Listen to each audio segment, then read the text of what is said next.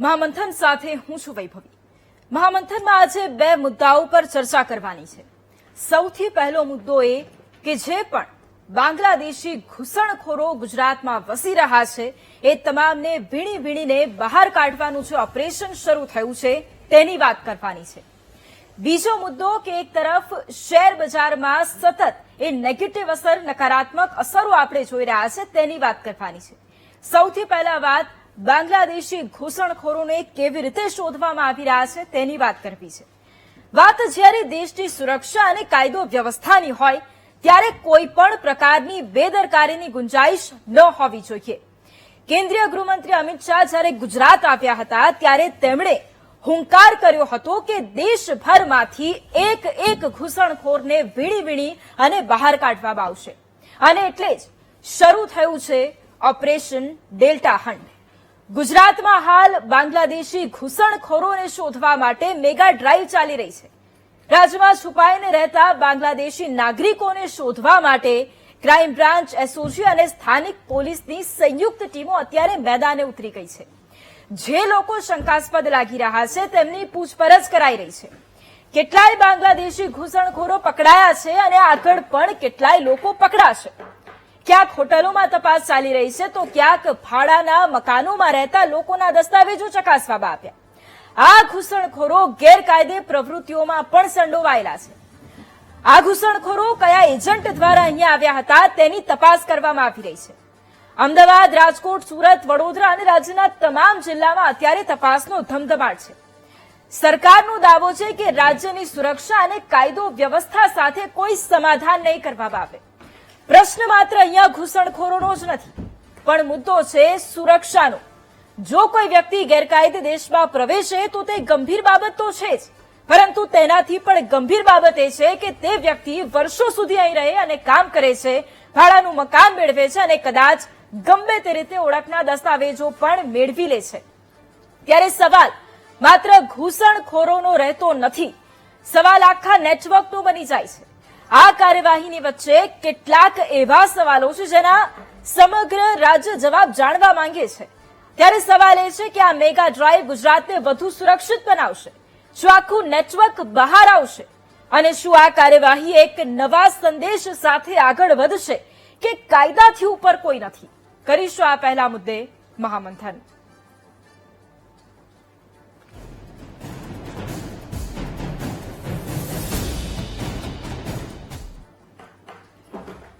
અને એટલા જ માટે જ્યારે આ એક નવી ડ્રાઈવની શરૂઆત કરવામાં આવી હોય ત્યારે સૌથી પહેલા એ સાંભળી લઈએ કે નાયબ મુખ્યમંત્રી હર્ષ સંઘવીએ જ્યારે આજે પત્રકાર પરિષદને સંબોધી ત્યારે એમણે શું કહ્યું? જેમના ડેટા, ડોક્યુમેન્ટ્સ અને બીજા બધા જ વિષયોને તપાસીને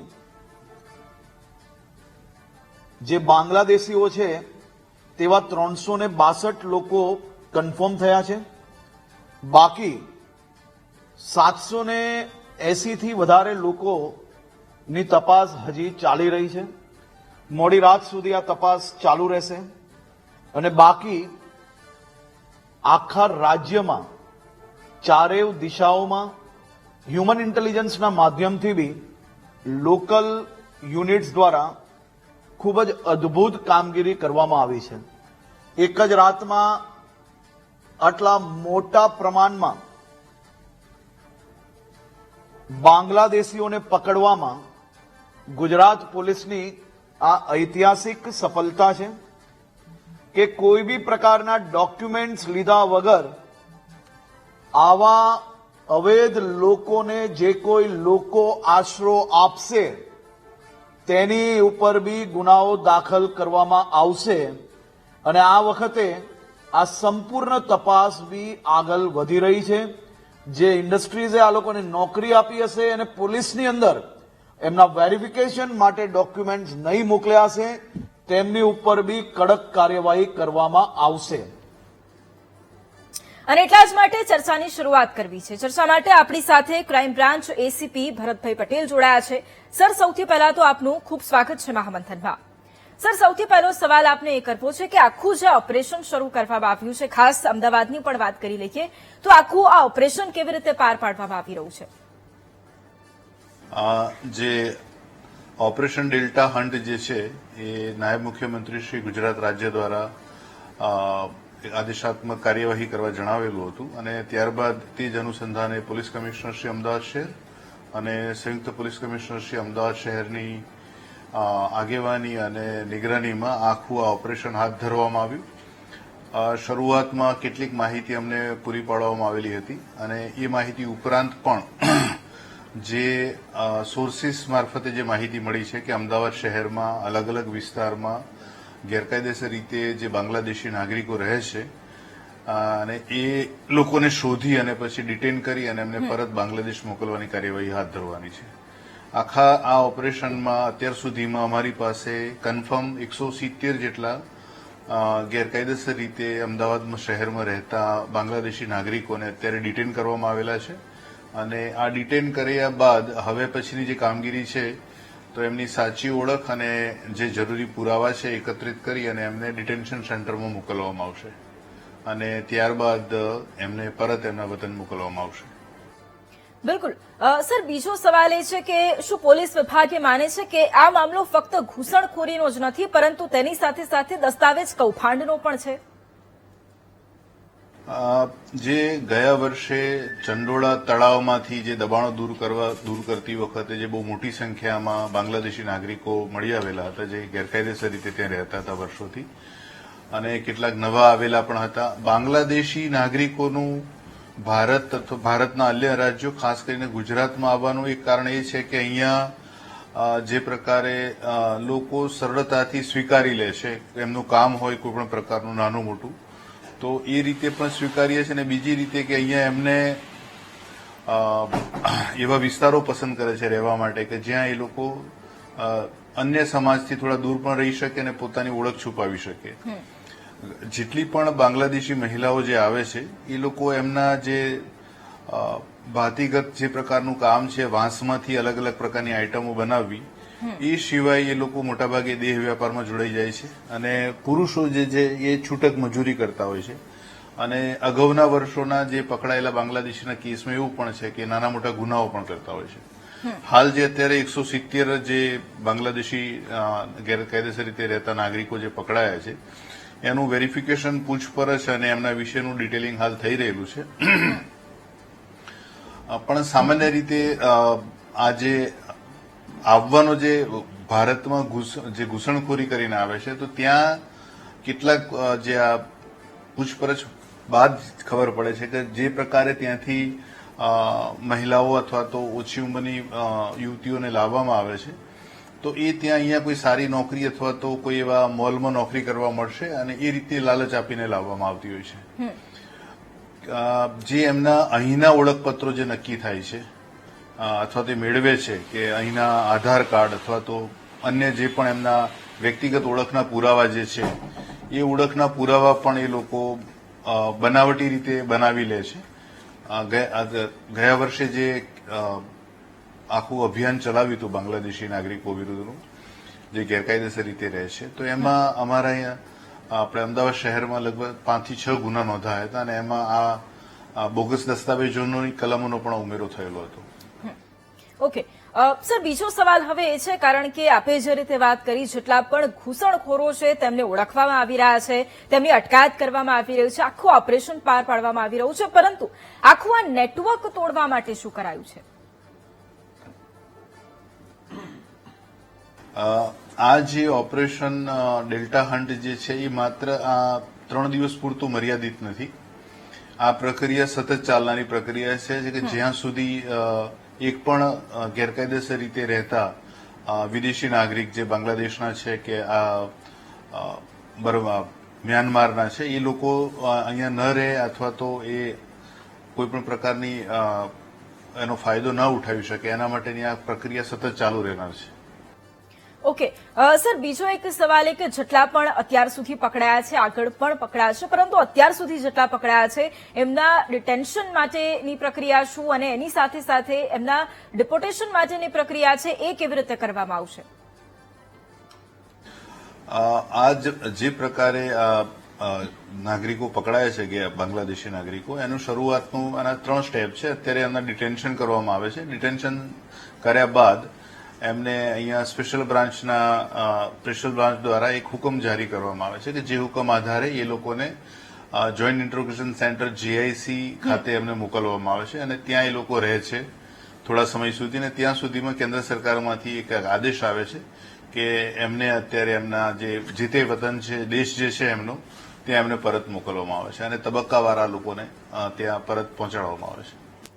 બિલકુલ સર, અહીંયા બીજો સૌથી મોટો પ્રશ્ન એ છે કે આ જે ઘૂસણખોરો છે એ પ્રવેશ્યા કેવી રીતે, આટલા વર્ષો સુધી રહ્યા? ત્યારે પ્રશ્ન એ કે કેવું એ નેટવર્ક છે કે જે એમને અહીંયા લાવ્યું હતું, તેને લઈને કોઈ ખુલાસા? સામાન્ય આમ જનરલી જોવા જઈએ તો બાંગ્લાદેશ જે છે એની ફરતે ભારતના 7 રાજ્યો આવેલા છે. પશ્ચિમ બંગાળની સરહદ અને બાંગ્લાદેશની સરહદો બહુ જ એક જ દેશના જે 2 ભાગ થયેલા છે એ પ્રકારની સરહદો છે. બંને દેશના નાગરિકોની જમીની મિલકતો પણ અરસપરસની હદમાં આવેલી છે અને અત્યાર સુધીમાં ત્યાં ફેન્સિંગ પણ નહોતું. બીએસએફ દ્વારા ગાર્ડ કરવામાં આવે છે સરહદ, પણ હવે નવેસરથી ફેન્સિંગની પણ ત્યાં શરૂઆત થઈ ગઈ છે, ફેન્સિંગ કરવાની. અને ઘણી બધી વ્યવસ્થામાં સુધારો, તકેદારીમાં ખૂબ જ ગુણવત્તા જોવા મળે છે. ત્યાં વિજિલન્સ પણ વધી ગયું છે, કેમેરાઝ પણ ઇન્સ્ટોલ થયેલા છે. એટલે આ જે ગેરકાયદેસર પ્રવૃત્તિ છે હવે ભવિષ્યમાં આવનારા સમયમાં ખૂબ જ ઓછી થવાની શક્યતા રહેલી છે. બિલકુલ સર, આપે જે રીતે આખી આ જાણકારી આપી, અત્યારે જે રીતે આ ઓપરેશન ચાલી રહ્યું છે અને આગળ પણ આ ઓપરેશન યથાવત રહેવાનું છે, આપે જે પ્રમાણે જણાવ્યું, પણ અત્યારે જેટલા પણ લોકોની અટકાયત કરવામાં આવી, જેના પણ ખુલાસા થયા છે, શું એ કોઈ ગુનાહિત પ્રવૃત્તિઓમાં સંડોવાયેલા હતા? એના વિશે કોઈ ખુલાસા થયા છે? અમદાવાદ શહેરમાં જોવા જઈએ તો ઘણા છેલ્લા સમયથી આ જે બાંગ્લાદેશ નાગરિકો છે જે ગેરકાયદેસર રીતે અહીંયા રહે છે એ લોકોના જે ગુનાહિત પ્રવૃત્તિ છે બહુ જ નાની મોટી ચોરી કરવાની અથવા તો કોઈ ગંભીર ગુનાઓ એમના દ્વારા કરવામાં આવ્યા હોય એવું નોંધાયું નથી. અને મોટાભાગે આ લોકો એમની જે જીવન ટકાવી રાખવા માટે જે પણ આર્થિક વ્યવસ્થાની જરૂર છે એમાં એ લોકો વધારે પડતા ઇન્વોલ્વ હોય છે. બિલકુલ સર, હવે બીજો સવાલ એ કે આખી આ પ્રક્રિયા શરૂ કરાઈ છે, જેટલા પણ ઘૂસણખોરો છે એમને વીણીને બહાર કાઢવામાં આવી રહ્યા છે, પણ એ ગુજરાતમાં ફરી પ્રવેશે નહીં, એના માટે શું?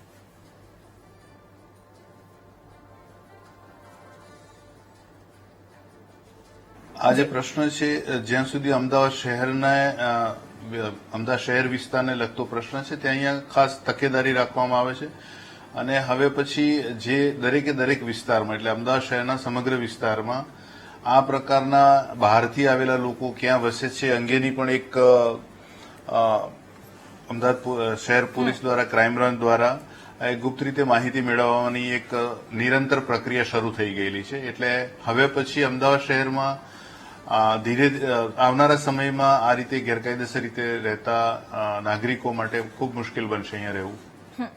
ઓકે સર, છેલ્લો સવાલ એ કરવો છે, કારણ કે આખી આ જયારે પ્રક્રિયા ચાલી રહી હોય અને જયારે અલગ અલગ વિસ્તારોમાં જઈને આપ એ પ્રક્રિયા છે એમાં જેટલા પણ ઘૂસણખોરો છે એમને પકડી રહ્યા હો, પણ એમાં એ વાત પણ છે કે ઘણા ખરા સામાન્ય વ્યક્તિઓ પણ હાથમાં આવી જતા હોય, ત્યારે ઘણા લોકોના મનમાં એ ડર પણ હોય, એટલે લોકો ડરે નહીં અને સામાન્ય માણસને કોઈ તકલીફ નથી પહોંચતી, એ રીતે શું કામગીરી કરવામાં આવી રહી છે? આ જે ડિટેન કરવામાં આવ્યા છે 170 મતલબ બધા થઈને મહિલા, પુરુષો અને બાળકો પણ છે એમની સાથે, અને અન્ય જેમની પૂછપરછ પણ હાથ ધરાયેલી છે. તો અમારો મુખ્ય ઉદ્દેશ એક જ છે કે એ વ્યક્તિ કોઈ ભારતીય નાગરિક હોવા છતાં એ બાંગ્લાદેશી છે એવું પ્રસ્થાપિત થઈને એને કોઈ અન્યાય ન થાય, અને જે બાંગ્લાદેશી નાગરિક છે જ અને એ કોઈ પણ પ્રકારે ખોટા દસ્તાવેજના આધારે ભારતનો નાગરિક છે એવું પુરવાર કરીને અહીંયા ન રોકાઈ જાય એની ખાસ કાળજી રાખવામાં આવે છે. અને આ પૂછપરછ સિવાય બીજી કોઈ પણ પ્રકારની એવી કોઈ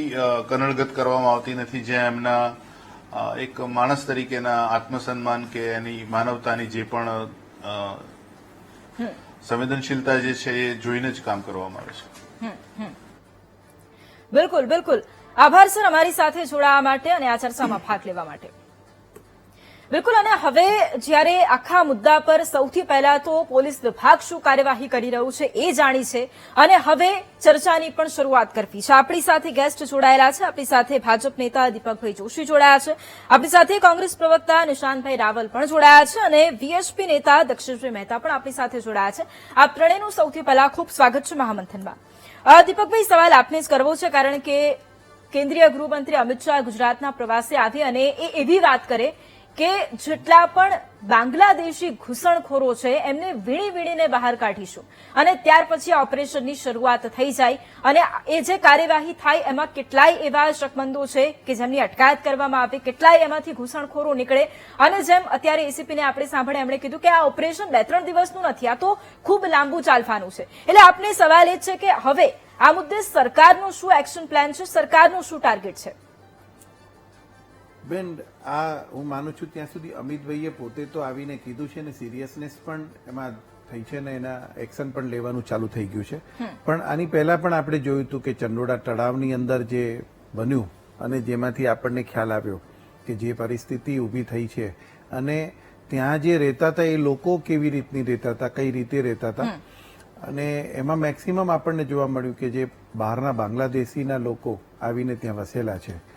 એટલે મારા ખ્યાલથી ત્યારથી તો આ વસ્તુ ચાલતી હતી જ, પરંતુ હજી પણ ક્યાંક એવો એક લાગ્યું કે જ્યાં હજી પણ ક્યાંક એ લોકો વેરન છેરન રહીને બીજે ક્યાંક ગયા છે, અથવા તો ક્યાંક છૂટાછવાયા રહે છે. તો એ લોકોના માટે પણ એક આખું એક અભિયાન ચાલુ કર્યું છે. કારણ કે કોઈ પણ વસ્તુમાં તમે સમજજો, સુરક્ષા એ બહુ અગત્યની રોલ છે. આપણા ગુજરાત માટે જ્યારે આપણે વાતચીત કરીએ છીએ ત્યારે દરિયા કિનારો જે છે આપણી પાસે સૌથી મોટો છે. બીજું, જ્યારે આપણે કહીએ છીએ કે ગુજરાત મોડેલ, એટલે લોકોની નજર પણ ગુજરાત ઉપર હોય છે, અને અહીંયા એને સામાજિક, આર્થિક દરેક પરિસ્થિતિ જે છે, વ્યવસ્થા છે, એને ડિસ્ટર્બ કરવાનો હંમેશા પહેલો પ્રયત્ન જો થતો હોય દેશની અંદર તો એ ગુજરાત એ ટાર્ગેટેડ હોય છે. અને આવી જ લોકો જેની આઈડેન્ટિટી છે નહીં, આઈડેન્ટિફિકેશન છે નહીં, એવી વ્યક્તિઓ જ આ પ્રવૃત્તિઓ સાથે સંકળાયેલી હોય એવું આપણું માનવું છે. કારણ કે સ્વાભાવિક વાત છે, બીજા જેની આઈડેન્ટિફિકેશન હોય એ તો પકડાઈ જાય તરત જ, એટલે આવી વ્યક્તિઓને પકડતા હોય છે.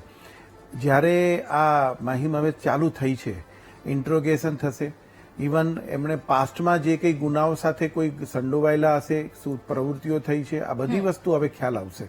અને જે સાહેબે જે વાતચીત કરીએ કે એક સેન્ટરમાં એને મૂકવામાં આવે છે, ઇન્ટ્રોગેશન સેન્ટરમાં, કે ઇન્ટ્રોગેશન એટલા માટે છે કે 170 જણા એ લોકો અત્યાર સુધીમાં કઈ પ્રવૃત્તિ કરતા હતા, શું કરતા હતા, શેના માટે આવ્યા હતા, કોણે લાવ્યા હતા, કોણે એમને પ્રોત્સાહન આપ્યું હતું, કોણ એમને પ્રોત્સાહિત કરી રહ્યા હતા, અથવા તો હજી પણ એ લોકોનો શું પ્લાન હતો, આ બધી ફ્યુચર પ્લાન, આ બધી વસ્તુઓ સામે રાખીને ઇન્ટ્રોગેશન પૂરેપૂરું થશે. ઇન્ટ્રોગેશન પૂરા થયા પછી એમને એમના મૂળ સ્થળ ઉપર છે. ધારો કે કોઈ આમાં ઘણા એવા પણ મળી શકે છે કે જે ક્રાઇમ બ્રાન્ચ પોતે શોધતી હોય આપણા ગુનાઓમાં, અને એ ન મળી શકતા હોય, કારણ કે જેની આઈડેન્ટિફિકેશન નથી, તો એવી વ્યક્તિઓ પણ મળી શકે છે. તો એના માટેનું ઇન્ટ્રોગેશન પૂરેપૂરું થશે, અને પૂરું થયા પછી સ્પષ્ટપણે હું એવું માનું છું કે આની અંદર આર્થિક બાબતો પણ તમે જોવા જાઓ. કારણ કે જ્યારે બેન કોઈ પણ રાજ્યની અંદર આવી વ્યક્તિઓ હોય છે, બેનિફિટ્સ બધા લેવાનો પ્રયત્ન કરતા હોય છે, ઓફ ધ રેકોર્ડ બધા, અને છતાં પણ એ લોકો કોઈ પણ વસ્તુ ભરવામાં કે કોઈ પણ વસ્તુનો સહયોગ આપવામાં એ લોકોનું 0% હોય છે. તો આવી વ્યક્તિઓને હંમેશા બધાએ સાથ આપવો જોઈએ. ધારો કે આપણી આજુબાજુમાં પણ ક્યાંય હોય, અડોશ પડોશમાં પણ ક્યાંય આવતું હોય, તો પોલીસને સહારો આપી આપણે પોલીસને સંપર્ક કરીને એને આપી દેવું જોઈએ કે અજાણી વ્યક્તિ આવે છે. કારણ કે અત્યારે તમે જોવા જાવ તો પેઇંગ ગેસ્ટ તરીકે ઘણા રહેતા હોય છે. પછી ઘણી વખત એ લોકો નાના સેન્ટરમાં પણ રહેતા હોય છે. એ જરૂરી નથી કે એ લોકો મજૂરી કામ કરતા હોય. કોઈ ઘણી વખત સાહેબે જે વાતચીત કરીએ, દેહ વેપારનો પણ વાતચીત ધંધો કરતા હોય છે. તો આ જે કંઈ છે, એટલે પોઝ એરિયામાં પણ રહેવાના ચાન્સીસ પૂરેપૂરા છે. ક્યાંક એ લોકો પીજી તરીકે રહેતા હોય, ક્યાંક ભાડે રહેતા હોય, અથવા તો આ ઝૂંપડપટ્ટીઓમાં રહેતા હોય. બિલકુલ, એટલે અત્યારે છૂટાછવાયા પણ રહેતો આપે છે વાત કરી, એટલે ત્યાં પણ અત્યારે તપાસ થઈ રહી છે. નિશાંતભાઈ, સવાલ આપને કરવો છે, અત્યારે જે કાર્યવાહી શરૂ કરવામાં આવી છે, અને અત્યારે સ્પેશિયલી પહેલા જયારે ચંડોળામાં એ કામગીરી થઈ હતી, એના પછી ઘણી બધી જગ્યાએ એમણે પોતાના વિસ્તારો બદલ્યા હોય, છૂટાછવાયા રહેતા હોય, ત્યાં અત્યારે શોધી અને તેમની સામે કાર્યવાહી કરવામાં આવી રહી છે. કોંગ્રેસ આ કાર્યવાહીને કેટલું સમર્થન કરે છે?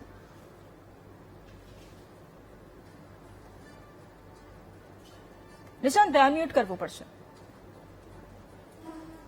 છે આવતો હોય વૈભવી, ત્યારે કોઈ પણ પ્રકારનો સવાલ જવાબ હોઈ ના શકે.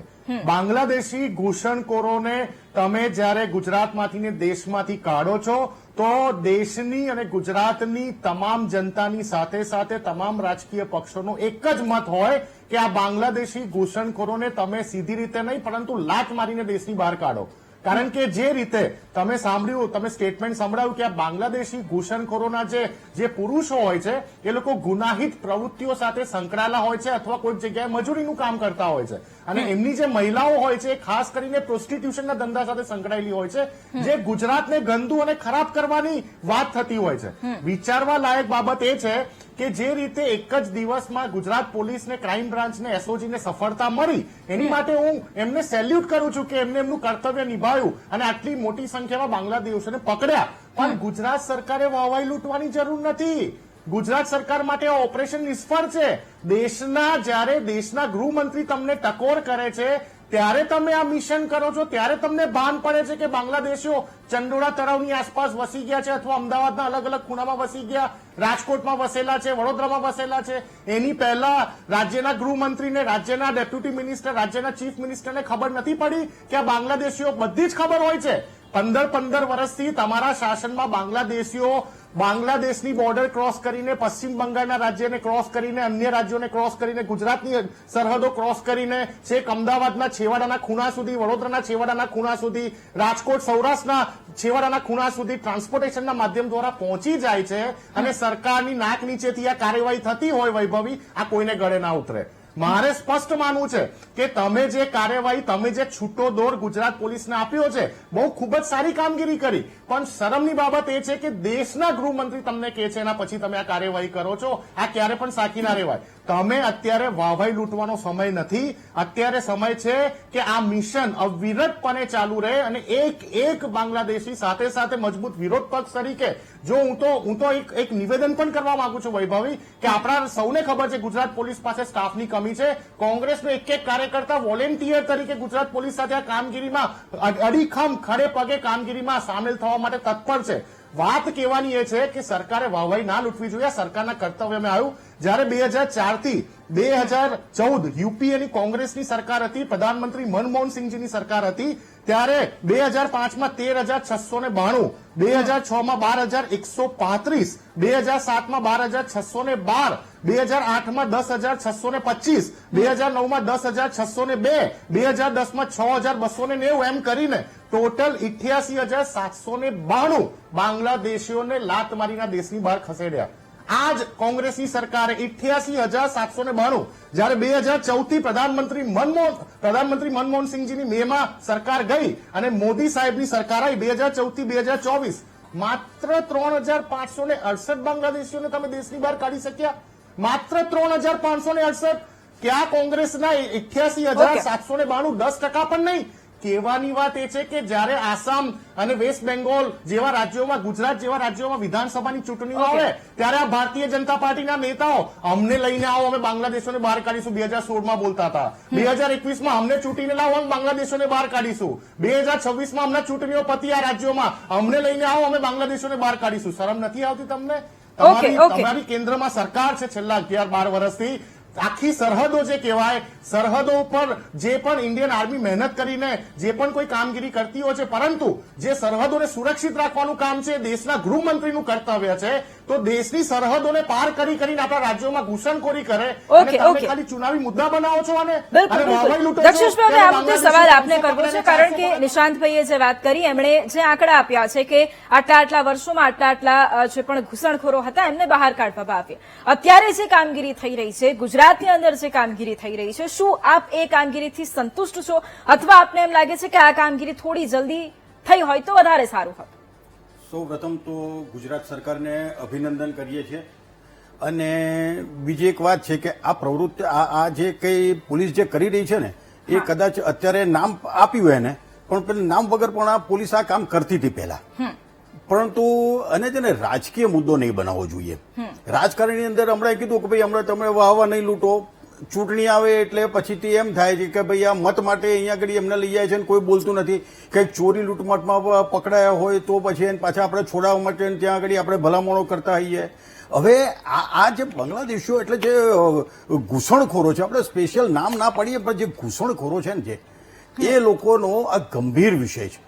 આપણે આ કીધું કે ભાઈ 84,000 કર્યા, પણ હું છે ને એક સરકારી આંકડો તો એવો છે કે કરોડોની સંખ્યામાં છે. આ હજુ આપણે લાખે પૂરા નથી પકડ્યા અને આ છે કરોડની સંખ્યામાં.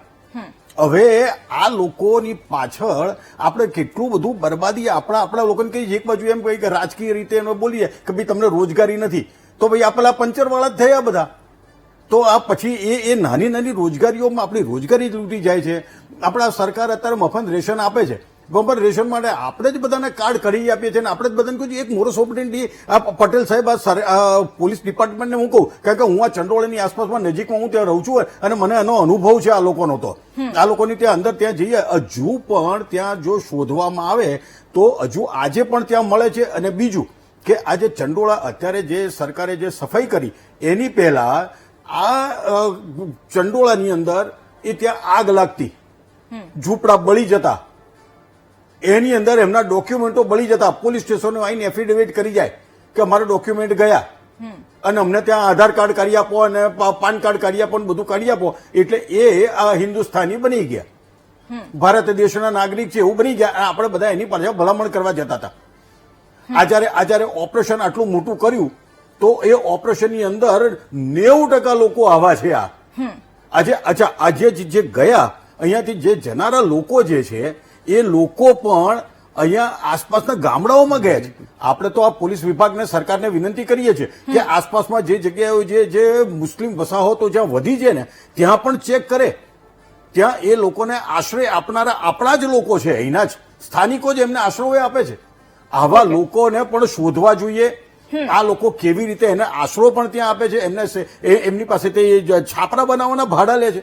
ઓકે તો એ લોકોને શોધીને પણ એ લોકો ઉપર પણ પગલા ભરે આવી લાગણી આવી વિનંતી છે. બિલકુલ આપણી સાથે મુસ્લિમ અગ્રણી વાજિદભાઈ શેખ પણ જોડાયા છે. વાજિદભાઈ, આપનું પણ સ્વાગત છે મહામંથનમાં.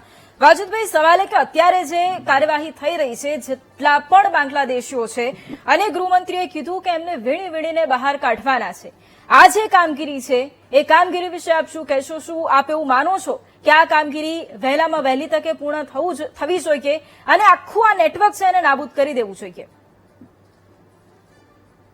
વાજિદભાઈ. જી ઓકે, વાજિદભાઈ પાસે ફરી એક વખત જઈશું અને ફરી એક વખત તમને સવાલ પૂછીશું, પરંતુ દીપકભાઈ આપને એ સવાલ કરવો છે કે જે રીતે નિશાંતભાઈ અત્યારે વાત કરીને એમનો એ પ્રશ્ન છે, એટલે હું તમને પૂછી લઉં કે એમણે જે કહ્યું, એમણે આંકડાઓ બતાવ્યા, એમણે કહ્યું આટલા વર્ષોમાં કોંગ્રેસની સરકાર હતી ત્યારે આમ થયું અને પછી ભાજપની સરકાર બની તો કદાચ ઓછા આંકડા થઈ ગયા. આપનું શું કહેવું છે એ સવાલ મુદ્દે? એમનું એવું કહેવું છે કે આ જે કામગીરી છે એ ફક્ત દેખાદેખીની વાત છે અને એની સાથે સાથે આ કામગીરી મોડી શરૂ કરવામાં આવી છે. બેન, મેં પહેલા જ મારી વાતની શરૂઆતથી જ મેં કીધું કે ચંડોળા તળાવની જે શરૂઆત થઈ હતી એ આની પહેલા જ થયેલી હતી. આજે આપણે આ ડિબેટ કરી રહ્યા છીએ, આની પહેલા પણ આપણે ચંડોળા તળાવ વિશે ડિબેટો કરેલી છે. હું એવું માનું છું ત્યાં સુધી એક ફોબિયાથી આ લોકો પીડાતા હોય એવું લાગે છે કોંગ્રેસ સંપૂર્ણપણે. આ જે આજે આપણે ચર્ચા કરી રહ્યા છે ને એનું મોટું દૂષણ જો હોય ને આ ઘુસાડવાના, તો એનું મહાપાપ આ કોંગ્રેસે કરેલું છે. અને એટલા માટે જ એસીપી સાહેબને તમે સાંભળ્યા હશે છે, બહુ ખરાબ કહેવાય આ બાબત. એસીપી સાહેબે હમણાં જ આપણે કીધું બાંગ્લાદેશ અને જે આપણે બંગાળની જે છે ત્યાં સરહદ જ નથી રાખી. તમે સમજો કોનું રાજ ચાલતું હતું એ વખતે, સેન્ટ્રલમાં કોનું રાજ હતું. એ મનમોહનસિંહજીની વાતચીત કરે છે, 8,000 કર્યા હતા. અરે ભાઈ, ઘુસાડનારા તમે લોકો છો, આ દેશને ખોખલો બનાવનારા તમે લોકો છો અને સરહદથી તમે હસો છો અને અમે કાઢીએ છીએ કે તમે હસો છો. અમે કોઈ જાતની નેતા કોઈ, છતાં પણ અમે કહીએ છીએ જરા પણ તમને બોલવાનો કોઈ હક નથી. અરે 3,000 નહીં, અમે 3 લાખ પણ કાઢી શકીશું. આ તમારું પાપ છે, આ દેશને ખોખલો કરનારું તમારું પાપ છે અને તમે હસો છો. અત્યારે 10 વર્ષ થઈ ગયા તમારા રાજને, 10 વર્ષ થઈ ગયા. તમે મનમોહનસિંહની વાત કરતા હતા, 2014 માં આવ્યા છે સત્તામાં. વર્ષમાં બાંગ્લાદેશ બંગલાની વાત કરો તમે. આ ઘૂસણખોરી બંગલાથી થઈ છે. શરમ આવી જોઈએ તમને બોલતા. સાચી માહિતી આપો. ના ખબર હોય તો ચૂપ રહો તમે. બંગલામાંથી ઘૂસણખોરી તમે કરી છે આ બાબતથી. અને પાછી એવી શરમજનક વાત કરો છો. આ બંગાળમાંથી તમે ગુજારો છો. માહિતી ના હોય તો ના બોલો. બાકી ગુજરાતની પ્રજાને બદનામ કરવાની વાત ન કરો. ગુજરાતની સરકાર લોકોને પોષતી નથી, ધ્યાન રાખજો. અને એનું પાપનું પરિણામ તમે ભોગવી રહ્યા છો. સમય વેડફાઈ રહ્યો છે. અને પાછા આવી વાત કરો છો. એક વ્યક્તિ બોલશે. નિશાંતભાઈ, હું તમારી પાસે આવીશ અને જવાબ લઈશ. ખબર ના હોય તો બોલવાનું બંધ કરો. ઓકે, દીપકભાઈ, હવે તમારી વાત કરીએ. બંગાળથી આ યાત્રા ચાલુ થઈ છે ઘૂસણખોરીની, અને એનું મહાપાપ જો કર્યું હોય તો આ કોંગ્રેસે કરેલું છે, અને એનું પરિણામ આપણે ભોગવવું પડે છે. અને આજે આંકડા બોલે છે 8,000 ને 3,000. અરે શરમ આવી જોઈએ તમારે. 88,000 તમે ઘુસાડ્યા એટલે તમે નિશાંતભાઈ, હું આવીશ તમારી પાસે. તમે 88,000 ઘુસાડ્યા એટલે તમે કાઢ્યા છે. એની પહેલા સેન્ટ્રલમાં કોની સરકાર હતી? ઓકે. તમારી હતી. અને સરહદની સુરક્ષા કરવાની જવાબદારી સેન્ટ્રલની સરકારની હોય. ઓકે ખબર ના હોય તો બોલો નહીં, અને બોલો છો તો મિસગાઈડ ન કરો કોઈને. ઓકે નિશાંતભાઈ, હવે દીપકભાઈ એમની વાત કીધી છે. હવે તમે તમારો જવાબ આપી શકો છો. અને બીજો સવાલ એ કે આપ શું માનો છો કે ચંડોળા જેવી કાર્યવાહી સમયાંતરે થવી જોઈએ, એમાં કોઈ પણ પક્ષ હોય એની ના ન હોવી જોઈએ? હા નિશાંતભાઈ. પહેલી વાત તો વૈભવી સ્પષ્ટ કરી દઉં કે આ બાંગ્લાદેશીઓનો વોટ બેંક તરીકે આ ભારતીય જનતા પાર્ટીએ પાપ કર્યું છે. ગુજરાતમાં એમને ઘુસાડીને બંગાળથી લઈને અહીંયા અરે બંગાળ જેવો બંગાળ. ગુજરાત સુધી આયા કેવી રીતે? ઓકે, વર્ષથી તમારું શાસન છે. પ્લીઝ. દેશમાં 12 વર્ષથી તમારું શાસન છે. બધાને એક પછી એક સમય બધા હવે જસ લેવાની શરૂઆત કરવા શરમ આવી જોઈએ તમને. આ અમિતભાઈને આભારી છે ભાઈ. ગુજરાત આ કેન્દ્રના સરકારની ગૃહમંત્રી નિષ્ફળતા આભારી છે. છે. હું બધા પાસે આવીશ. હવે એક સેકન્ડ. ગુજરાતની બોર્ડર ક્રોસ કરીને ગુજરાત રાજ્યમાં ગુનાહિત એક સેકન્ડ. જો આપણી પાસે એક સેકન્ડ. આપ જેટલા પણ લોકો અહીંયા જોડાયા. ઓકે, એક સેકન્ડ પ્લીઝ. જેટલા પણ લોકો જોડાયેલા છે, જેટલા પણ લોકો કાગળી આમ બતાવવાથી નથી થતું. ઓકે. સરકાર કોની હતી ને ઘૂસણખોરો કોને કાગળિયાને માફ સંસદમાં કર્યું આપેલો હતું? આંકડો છે ભાઈ. એક ભાઈ, સંસદમાં આપેલો તમારી સરકારમાં આપેલો આંકડો છે. આ બધું ભોગવી રહ્યા છીએ અત્યારે. ઓકે. એટલે બોલવાનું બંધ કરો. તમારી સરકારમાં ઓકે. આપેલો સાથ અને સહકાર આપો. એટલે બહુ થઈ ગયું. Okay please. હવે સમય વેડફાઈ રહ્યો છે. હવે સમય વેડફાઈ રહ્યો છે. આપણી સમય વેડફાઈ રહ્યો છે. અમારે તમારો આવો સમય સાથ અને વેડફાઈ. સહકાર ઓકે વાજીદભાઈ, આપને સવાલ મારે એ કરવો છે કે અત્યારે જે કાર્યવાહી થઈ રહી છે, શું આપ એને સમર્થન આપો છો? આપનું શું માનવું છે? વાજીદભાઈ, મારો અવાજ આવી રહ્યો છે? ઓકે વાજીદભાઈ, સમય આપણી પાસે ઓછો છે. જે પણ જોડાયા છે એમને એ જવાબ નથી જાણવા મળી રહ્યો. ઝઘડામાં જ સમય વેડફાઈ રહ્યો છે. વાજીદભાઈ, સવાલ આપને કરવો છે મારે કે અત્યારે જે કાર્યવાહી થઈ રહી છે, શું એને આપ સમર્થન આપો છો? શું આપ માનો છો કે જેટલા પણ ઘૂસણખોરો છે એમને બહાર કાઢી દેવા જોઈએ અને આ કાર્યવાહી સખ્તાઈથી થવી જોઈએ? હું એમાં થોડી ઓન અ લાઇટર નોટ હું સમગ્ર કાર્યવાહીને સમર્થન કરું છું. બહુ સારું કામ કર્યું ભારતીય જનતા પાર્ટીએ. કોંગ્રેસે કશું નથી કર્યું. એમાં હું મેરિટ્સમાં ડીમેરિટ્સમાં નથી જવા માંગતો. પણ એક ભારતીય નાગરિક તરીકે કોઈ પણ સ્ફૂર્તિ નાગરિકતાના કાયદાઓનું પાલન કરવું, તે કયા આપણે લોકોને આપણે ડિટેન કરીએ છીએ, કોને ઇન્વેસ્ટિગેશન કરીએ છીએ, ને તે હકીકતમાં ભારતીય નાગરિક છે કે નહીં અને બાંગ્લાદેશીઓ છે, તેનો ભારતીય જનતા પાર્ટીના પ્રવક્તા પાસે કયો પુરાવો છે? પુરાવા ના હોય ભાઈ. પોલીસ પકડે છે ભાઈ, એવા પુરાવા ના હોય. અને લાત મારીને કાઢવાના ભાઈ. અને પુરાવા માટે તમે કોણ છો ભાઈ? ભાઈ તમે હિન્દુસ્તાની છો બાંગ્લાદેશી છો ભાઈ? ભાઈ તમે પહેલા ઉભા રહો ભાઈ. ત્યારે તમે હિન્દુસ્તાની છો બાંગ્લાદેશી છો? અરે હિન્દુસ્તાની આ બોલે તો એને બી કાઢો. પોલીસ કે આવા લોકોને બી કાઢો બહાર. વાજીદભાઈ, એક સેકન્ડ.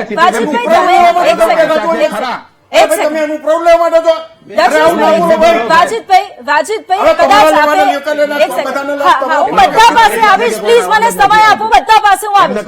વાજીદભાઈ, એક સેકન્ડ મારી વાત સાંભળી લો. કદાચ એસીપી સાથે અમે વાતચીત કરી. એક સેકન્ડ. અરે એક સેકન્ડ, મને જવાબ આપી દેવા દો પ્લીઝ. મને જવાબ આપી દેવા દેજો એક વખત. વાજીદભાઈ, હું એ વાત કરી રહી છું કે એસીપી સાથેની જો કદાચ આપે વાતચીત સાંભળી હોય તો આખી પ્રક્રિયા એમણે બતાવી છે કે કેવી રીતે આખી કામગીરી થઈ રહી છે. જો આપે એ વાત સાંભળી હશે તો ફરી ઓકે, તો રિપીટમાં એ વિડીયો હું આપને મોકલી દઈશ. આપ સાંભળી લેજો એટલે આપને ખ્યાલ આવી જશે કે કેવી રીતે આખી આ કામગીરી ચાલી રહી છે. હવે આપનો જવાબ. મારે ખાલી મારે ઇલીગલ માઇગ્રન્ટ હોય તો એને આજેની 1 મિનિટમાં કાઢી મૂકવો જોઈએ. આપણે એની માટે 10 સેકન્ડ રાહ જોવાની જરૂર નથી. એ બધી જ વાર્તાને આપણે સમર્થન જ આપીએ છીએ.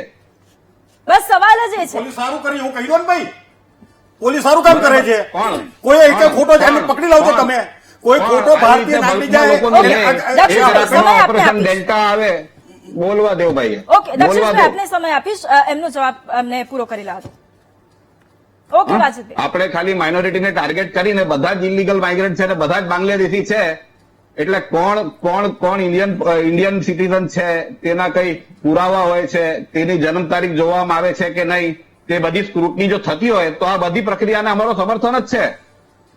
ઓકે ઓકે ઓકે દક્ષિણભાઈ, હવે સવાલ આપને કરવો છે કે આપે જે રીતે આખી વાત કરી કે આખી આ જે પ્રક્રિયા છે એમાં કોઈ જશ ન લે, આખી આ જે કામગીરી છે એ સુચારુ રીતે થવી જોઈએ એવી આપણે વાત કરી છે. હવે આગળ એ કે જે ઘૂસણખોરો છે અને જે શરણાર્થી છે એ બંને વચ્ચે તફાવત શું હોવો છે, આપનું શું માનવું છે? નહીં, જો પહેલી વસ્તુ એવી છે કે બધા છે ને હવે અત્યારે જસ લેવા માટે આવી ગયા. સૌથી પહેલા તો કેન્દ્રીય ગૃહમંત્રી માન્ય અમિતભાઈને અભિનંદન, ગુજરાત સરકારને અભિનંદન, અને બીજું કે જેમ કોંગ્રેસે હમણાં આપણા પ્રવક્તાએ હમણાં કીધું કે ભાઈ અમે અમારા બધા વોલિંટિયર તરીકે અમે તમને બધાને શોધીને આપીશું, એવા આંકડા તમે લખીને આપજો કે અમે કેટલા લોકો જોડ્યા અને કેટલા લોકોને પકડીને આપ્યા. અને આ ભાઈ જે પૂછે છે ને, જે આ શેખભાઈ એમને કહો તમે કે તમે પુરાવાવાળા લઈ આવજો. તમે છે ને એ બાંગ્લાદેશીની પાછળ લાગી જાઓ કે ભાઈ તમે પુરાવાવાળા છે કે નહીં, તમે એને બચાવવા માટે યાર અહીંયા આવો છો. તમે હિન્દુસ્તાની જો તો એ પોલીસ બરોબર કામ કરે છે, એ તમને એટલો પોલીસ ઉપર વિશ્વાસ હોવો જોઈએ. અને તમે અહીંયા એ ખોટો જાય એને તમે પકડીને અહીંયા લઈ આવજો અને પોલીસ ઉપર કેસ કરજો, સરકાર ઉપર કેસ કરજો કે ભાઈ આ ખોટો ગયો. તમે આ શોધવા માટે અહીંયા બેઠા છો? તમે આ કોણ જે શોધો? અરે ભાઈ તમારા જેવા લોકોને લીધો તો આ બધું ભરાઈ ગયું અહીંયા. આટલા વર્ષો, આ કઈ 10 વર્ષો નથી આવ્યા બધા. 4000 કિલોમીટરની બાંગ્લાદેશની આપણી સરહદ છે. તમને ખબર છે 4000 કિલોમીટરની સરહદ છે, સૌથી લાંબી સરહદ છે આપણી. 14 વર્ષથી ભારતીય જનતા પાર્ટી સરકારમાં છે. આજે સમય મળ્યો 2014 થી છે. કરે છે ભાઈ. મારે ચંડોળામાં તો રોજ લાઈને બધાને બેસાડતા કરે છે તો સારું જ કરે છે. હતા અને એમની અને ઓળખ કામ માટે શું કરવાનું? બધા એમના વાલ કાઢતા હતા. શું બોલો છો પોલીસે યાર તો તમે બધી યાર? એમની કાર્યવાહી કરી બધાને છે. આવી રીતે એક ફોન વ્યક્તિ, કરવાનું તમારા જેવા બધા સમર્થન નથી આપતા ને, એના લીધે આ બધું ચડી ગયું સમર્થન બધું. આપ્યું ને? ઠીક છે, કેવું મારે સમર્થન એક આપવું? વ્યક્તિ પાસેથી તમે જો એને પોલીસ કરે જેવું કહી દો ને ભાઈ. પોલીસની જો વિરુદ્ધમાં તમારે- બોલો છો અત્યારે તમે. જો તમારે સરકારની જવાબ- પોલીસની તમારા વિરુદ્ધમાં કામની બોલો છો. પોલીસની ઠીક પ્રશંસા છે, તો ઠીક છે. એનાથી પોલીસ શું થશે? ખોટું કામ કરી રહી છે અત્યારે. ઓકે તમે દીપકભાઈ, કહો હવે છો. સવાલ હું આપને કરીશ. હવે મારે એ જવાબ જાણવો છે કે આખી આ કાર્યવાહી શરૂ કરવામાં આવી છે અને આપણે એસીપી ને સાંભળ્યા, એમણે કહ્યું, મેં પહેલા પણ કહ્યું હતું, અત્યારે ફરી કહી રહી છું કે એમણે એવું કહ્યું હતું કે આ 2-3 દિવસ પૂરતું નથી, આ કામગીરી ચાલતી જ રહેવાની છે, ચાલતી જ રહેવાની છે. હવે સરકારનું શું મત છે અને સરકારનું શું નિર્દેશ છે એના માટે કે આ જે આખું નેટવર્ક છે એ આખું નેટવર્ક નાબૂદ કરવામાં આવે? બેન, આખી જે આપણે બધાને સાંભળ્યા, બધામાં આપણે જોવા જઈએ ને તો 2-3 સવાલો ઉભા થયા અને એ લોકોએ પૂછ્યા પણ ખરા. એક તો જે ખરેખર એસીપી સાહેબે બહુ સ્પષ્ટ વાત કરી હતી કે ઇન્ટ્રોગેશનનું પૂરેપૂરું એક આખી સેન્ટર છે એમાં થશે. તો ઇન્ટ્રોગેશન, ધારો કે અમારે કોઈને પ્રિજુડાઇઝ માઇન્ડથી અથવા તો કોઈ કાસ્ટને અમારે ટાર્ગેટ કરીને જો કરવું હોત તો સ્પષ્ટપણે સરકારે જો આ કરવું હોત તો સ્પષ્ટપણે એક બાબત થાત કે કંઈ પણ વસ્તુ પકડાયા છે બહાર મોકલી દેત.